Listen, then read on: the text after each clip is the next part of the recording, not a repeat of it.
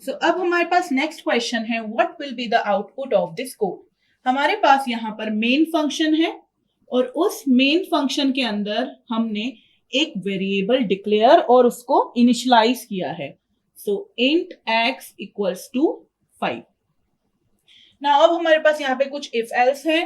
पहला इफ है जिसमें हमने यहाँ पे कंडीशन की जगह पे लिख रखा है ट्रू और हमने यहाँ पे सी आउट कर रखा है हाउ। नेक्स्ट हमारे पास एक और इफ स्टेटमेंट है जिसके कंडीशन की जगह पर हमने यहाँ पे वेरिएबल को पास कर रखा है और यहां पर हमने सी आउट करा है आर। इसके बाद हमारे पास एक और इफ स्टेटमेंट है, यहां पर हम कंपैरिजन कर रहे हैं x इक्वल्स टू 14 और अगर ये ट्रू होता है तो सी आउट करा है हमने राधा।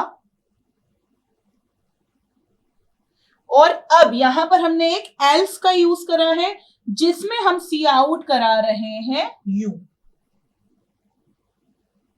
और फिर रिटर्न 0। तो सबसे पहले हमारे पास यहाँ पर x की वैल्यू 5 है। उसके बाद कंपाइलर यहाँ आता है। हमने एक डेटा टाइप पढ़ा है बुलियन नाम का, बुल कीवर्ड के साथ में हम उसको बना सकते हैं। उसमें जो हम वैल्यूज स्टोर करते हैं वो करते हैं ट्रू या फॉल्स। सो ट्रू और फॉल्स स्मॉल लेटर्स में दोनों ही हमारे कीवर्ड्स हैं। तो यहाँ पर ट्रू हमने पास करा है, दैट मीन्स ये कंडीशन हमारी ट्रू है। तो जो हमारा आउटपुट होगा उसमें सबसे पहले प्रिंट हो जाएगा हाउ। उसके बाद कंपाइलर जाएगा इस इफ स्टेटमेंट में। ये इफ और ये इफ दोनों ही अलग अलग है, इन दोनों का एक दूसरे से कोई रिलेशन नहीं है। तो यहां पर x की वैल्यू को पास करा गया है जो कि अभी क्या है 5 है। तो इसलिए 5 every non zero value is consider as true value. तो क्योंकि हमारी हर जीरो के अलावा जो भी वैल्यू होती है वो ट्रू वैल्यू होती है, तो यहां पर अब प्रिंट हो जाएगा आर।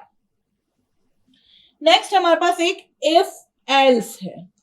अभी तक हमारे दो इंडिविजुअल इफ्स थे, अब हमारे पास इफ एल्स पेयर में है।